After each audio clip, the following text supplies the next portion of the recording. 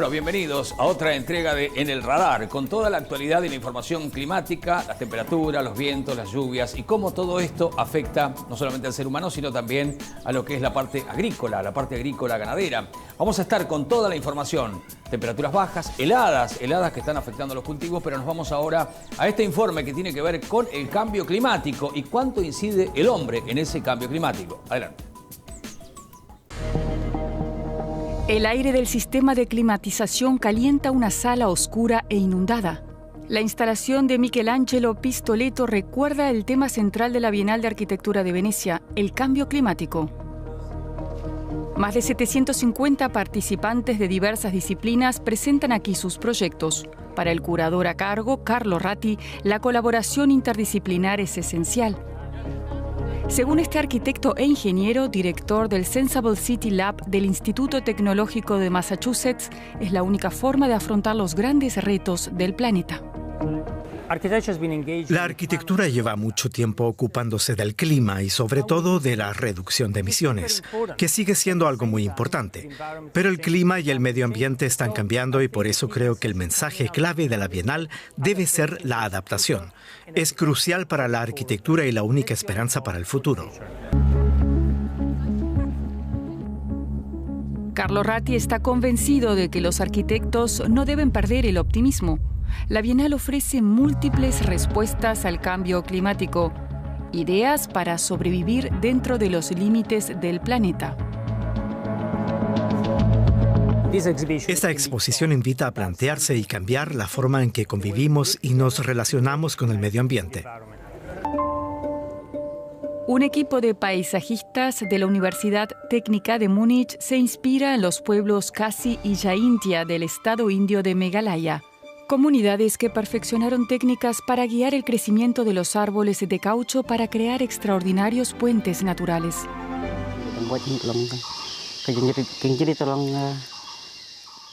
Estos puentes vivientes nos sirven para cruzar ríos y valles. También evitan desastres naturales como los aludes al sujetar firmemente el suelo. Una técnica de construcción que se transmite de forma oral desde hace generaciones. Los investigadores de la Universidad Técnica cartografiaron y documentaron más de 70 puentes mediante un escaneo 3D. Intentamos registrar estos conocimientos porque pensamos que no solo son muy importantes a nivel local, sino que también podemos aprender mucho de ellos. Árboles vivos como estructura constructiva, un concepto que quieren aplicar en Alemania. Construyen así el pabellón Arbor Kitchen en el Parque Escultórico Neue Kunst am Ried en Baden-Württemberg. Aquí los visitantes pueden reunirse, cocinar y comer. La cubierta protege las mesas y además permite que los árboles sigan creciendo.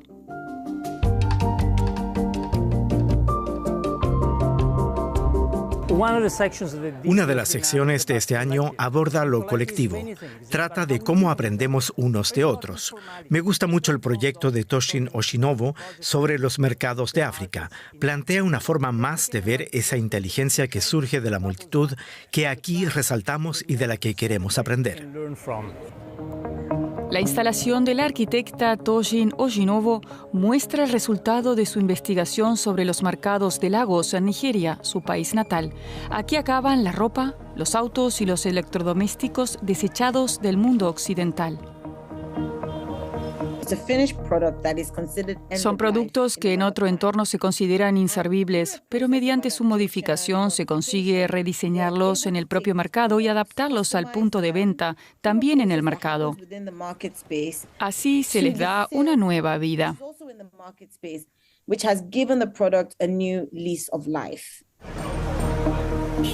Nada se desperdicia. Todo se repara, modifica y revende, haciendo realidad la economía circular y minimizando las emisiones de CO2. No creo que los nigerianos hayamos elegido deliberadamente hacernos cargo de los residuos y luego consumirlos. Pero la realidad es que si no lo hiciéramos, estaríamos contribuyendo también a la crisis climática mundial y a la carbonización, La escasez nos ha enseñado a alargar la vida útil de los objetos. Oshinovo recibió una mención especial en la Bienal por este proyecto.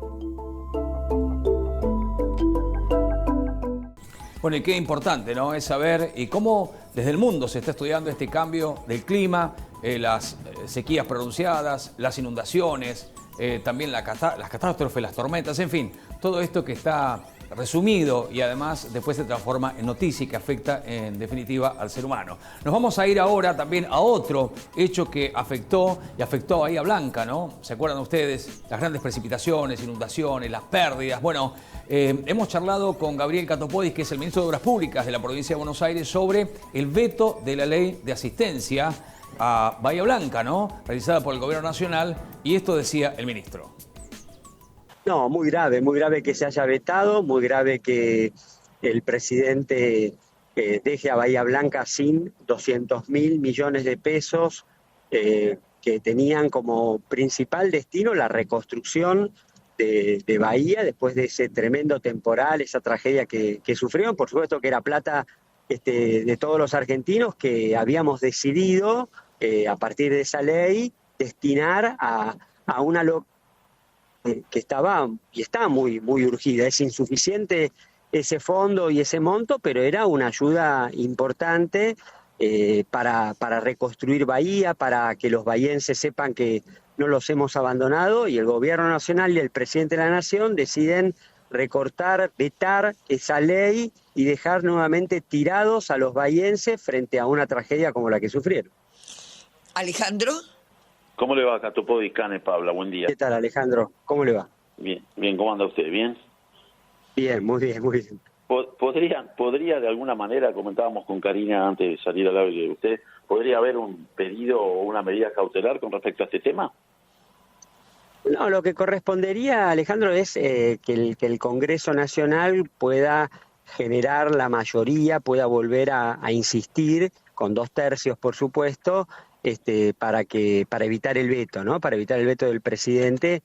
Pero más allá de eso, que por supuesto ya se está trabajando con legisladores de distintos partidos políticos, lo que tiene que quedar en claro es, por un lado, que el presidente veta esa ley, por otro lado, como bien decía Karina, también mencionar que hay un fondo, un crédito por fuera de esa ley, un crédito del Banco Mundial de 200.000 millones, de 200 millones de dólares, es decir, 200.000 millones de pesos, que tenía también como destino prevenir y generar, desarrollar obras de infraestructura para inundaciones en áreas urbanas de la Argentina, para mitigar todo lo que tiene que ver con el cambio climático. Y ese crédito el gobierno nacional lo está subejecutando, no ha gastado un solo peso, no viene llevando adelante ningún proyecto para poder utilizar ese financiamiento. Entonces, ¿cuál es la conclusión? Que el gobierno tiene la plata y no la utiliza. Tiene un crédito por el cual después vamos a pagar penalidades si no se utiliza,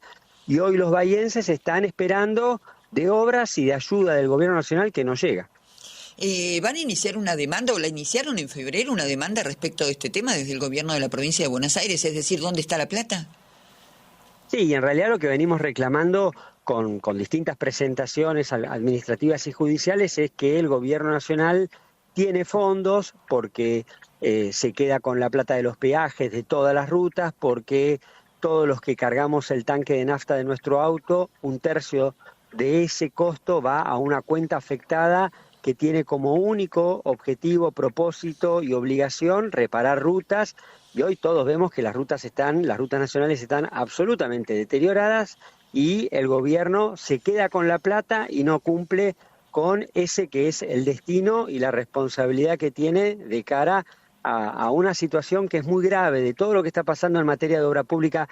Hacen falta arreglar rutas, hacen falta obras hidráulicas, hacen falta un conjunto de intervenciones, ustedes lo saben porque vienen desde hace muchísimos años trabajando y cubriendo todo lo que tiene que ver con el desarrollo de nuestra zona núcleo y de todo el interior más profundo de la Argentina.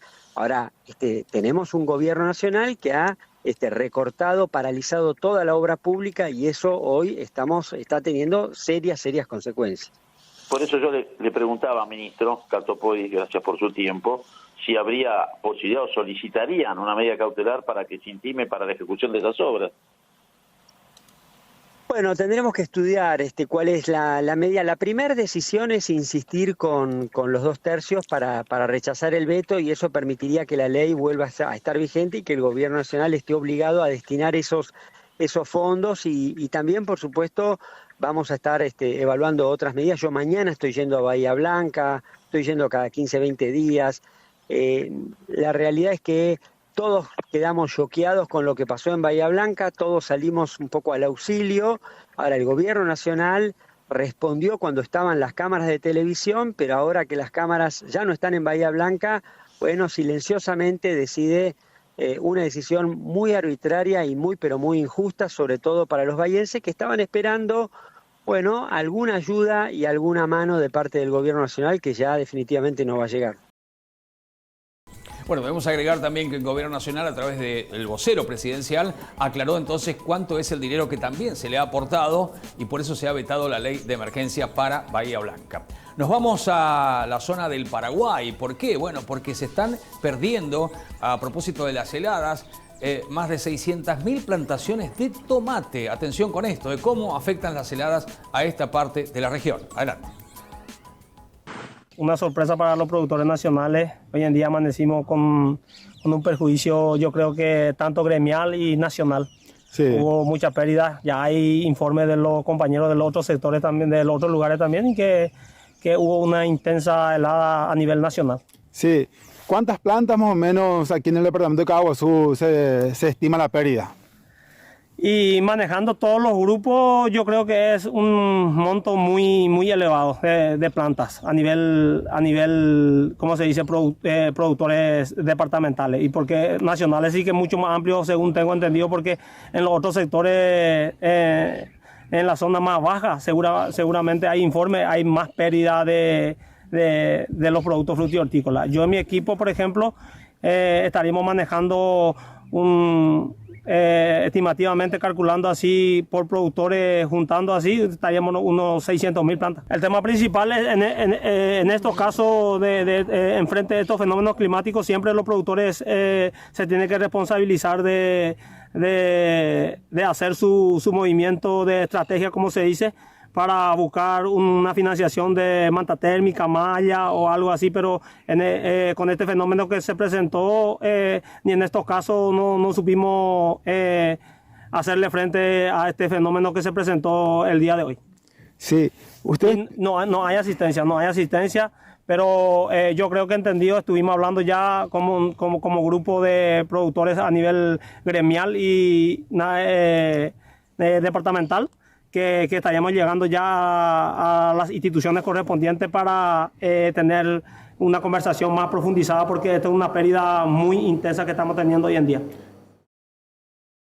Bueno, y como las heladas, ¿no? Este cambio climático que no se puede detener, ¿verdad? Está influyendo en este caso en el Paraguay, el tomate, las pérdidas entonces en plantaciones, y esto después se traduce también en lo que es el precio para el consumidor. Hacemos una pausa y luego con las claves climáticas. No se vayan, ¿eh?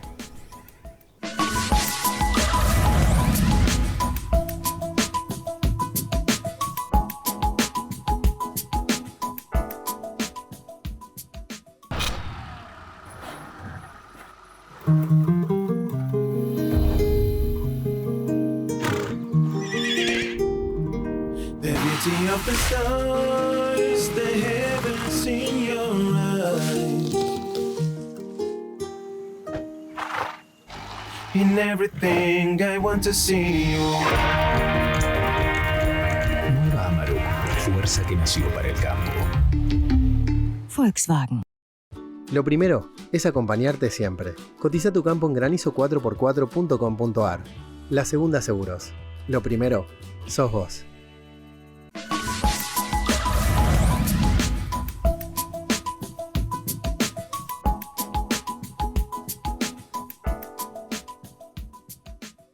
Bueno, y seguimos aquí en el radar y, por supuesto, sobre todo analizando y viendo cómo afectan las heladas a los distintos cultivos. Estábamos con el tomate, enseguida vamos a hablar del trigo, pero ahora las claves climáticas de la semana con José Javier Merlos.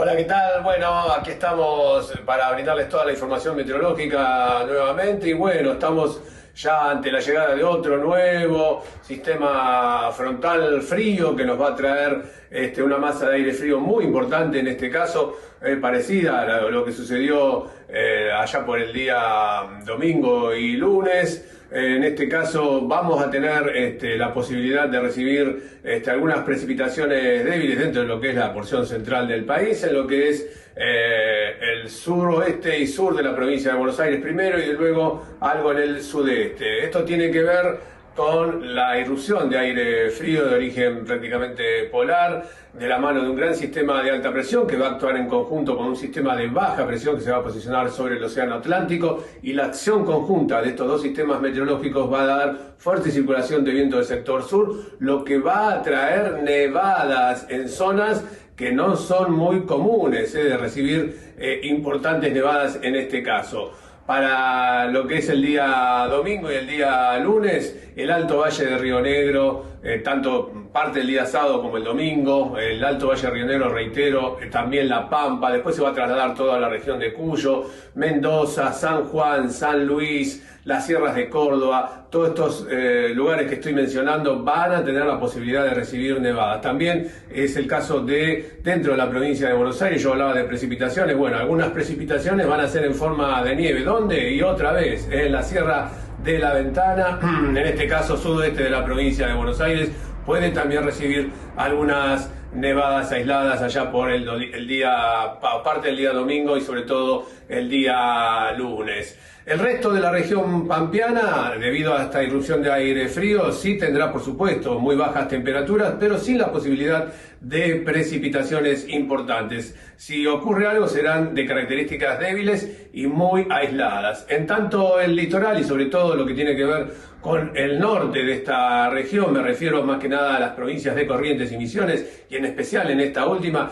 van a recibir lluvias intensas, tanto la noche del sábado como durante todo el día domingo. Lluvias con acumulados muy importantes. Atención entonces, el noreste, sobre todo de la provincia de Corrientes y también la provincia de Misiones. En forma muy aislada, las precipitaciones estarían presentes también sobre el noroeste, caso de Tucumán, las zonas más altas de Catamarca, de Salta, incluso también en esta área pueden registrarse algunas nevadas en lo que sería el día, o parte del día lunes y el día martes. Ya después, este mismo sistema de aire frío, esta gran burbuja de aire frío se ve moviendo lentamente hacia el norte y ya vamos a recobrar la circulación de viento del sector noroeste y norte para fin de la semana que viene, y ya previo a lo que serían temperaturas muy bajas, reitero, sobre todo las mínimas, las máximas también, vamos a tener máximas de un dígito, incluso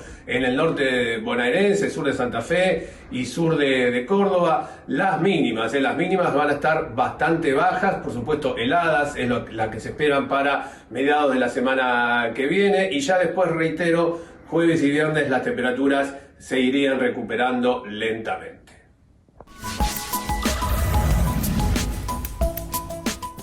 Bueno, qué importante, ¿no? Saber cuáles son las claves climáticas, sobre todo por los efectos de las heladas, las bajas temperaturas y cómo va cambiando, ¿no? Porque son 2 o 3 días con bajas temperaturas, después cambia, en fin, ¿no? Así que a tenerlo en cuenta, tanto para la parte urbana como también para la parte agrícola, ganadera, los campos y las previsiones que hay que tomar. Nos vamos justamente al INTA Chivilcoy, porque allí se nos habla de cómo afectan las heladas al trigo. Como sabemos, el trigo es un cultivo de invierno, con lo cual está adaptado a las temperaturas frescas y tiene muy buena tolerancia a las heladas, por lo menos en estados vegetativos. Sin embargo, hay mucha variabilidad en esa respuesta. Por un lado tenemos variabilidad genética.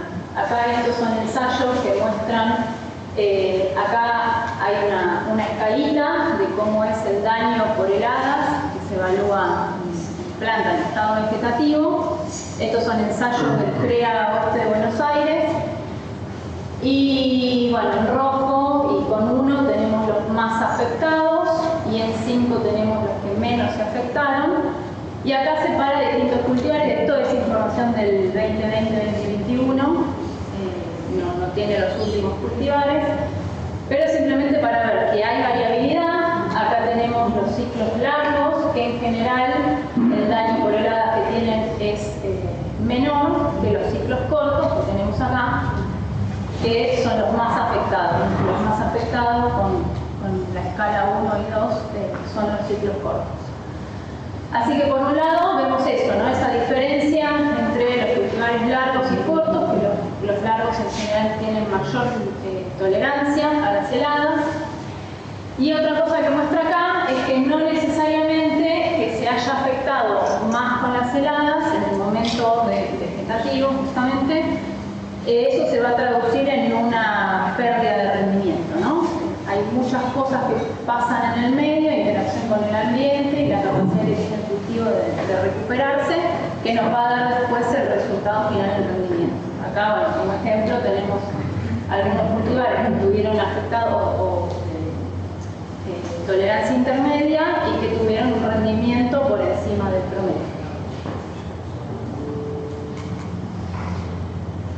Entonces, bueno, ¿a qué se deben esas diferencias entre los ciclos y en la genética? Acá lo que muestra es un cultivar primaveral y un cultivar invernal. Los cultivares invernales tienen en general requerimientos de vernalización, o sea, esos requerimientos de cubrir horas de frío o días bajo temperaturas frescas para poder progresar en su desarrollo y florecer. Y se vio que los genes que le dan esa necesidad de vernalización se asocian en general con los genes que le dan tolerancia a heladas. Entonces los cultivares que tienen requerimiento de vernalización tienen una mejor respuesta. Y eso se ve en esta figura. Muestra cómo esto es el porcentaje de supervivencia de las plántulas de trigo que estuvieron expuestas a distintas temperaturas. Y esto LT50 es a qué temperatura ocurre la muerte de la mitad de las plantas. Entonces vemos que en los cultivares primaverales tuvimos una temperatura de 6 grados bajo cero y en los invernales casi 9 grados bajo cero. O sea, se ve bien ahí la distinta tolerancia entre la genética primaveral y los invernales.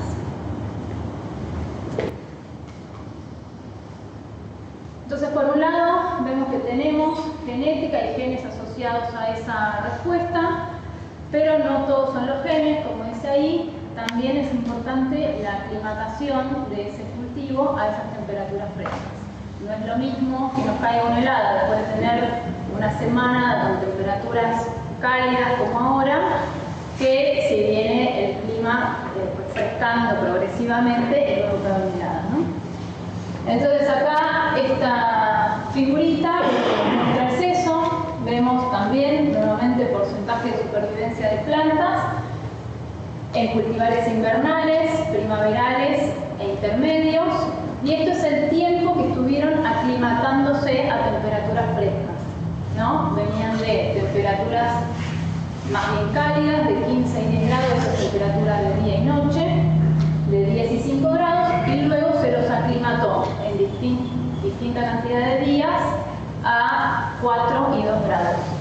Entonces esto lo que nos muestra es que los cultivares invernales necesitan menos tiempo de aclimatación para poder tener mayor resistencia al frío que los cultivares primaverales, necesitan mucho más tiempo de aclimatarse a ese clima fresco para poder resistir alguna helada. Y a su vez vemos que el porcentaje de supervivencia de esas plántulas es mayor en los invernales que en los primaverales. Y otra cosa que se vio es que estos genes asociados a la resistencia helada y a la aclimatación van perdiendo su expresión a lo largo del ciclo del cultivo, o sea que están muy presentes en estados vegetativos y a medida que el cultivo progresa a su floración, esos genes van dejando de expresarse, con lo cual estas diferencias que se ven entre invernales y primaverales y en genética, que se ve muy bien en etapas vegetativas, cuando llegamos a la parte reproductiva ya no hay diferencias en genética con respuesta a heladas, porque justamente esos genes se apagan. Entonces finalmente lo que ocurre es esto, ¿no? ¿Cuál es la resistencia o cuál es la temperatura que puede producir un daño al cultivo de trigo en distintos momentos del ciclo, vemos que la máxima resistencia, o sea, que soporta temperaturas más frescas, está en etapas vegetativas, por ahí es un poco más sensible en la emergencia, pero después empieza a ser mucho más resistente, y a medida que el cultivo va progresando hacia la floración, el cañazón y la espigazón, bueno, es el momento de mayor sensibilidad.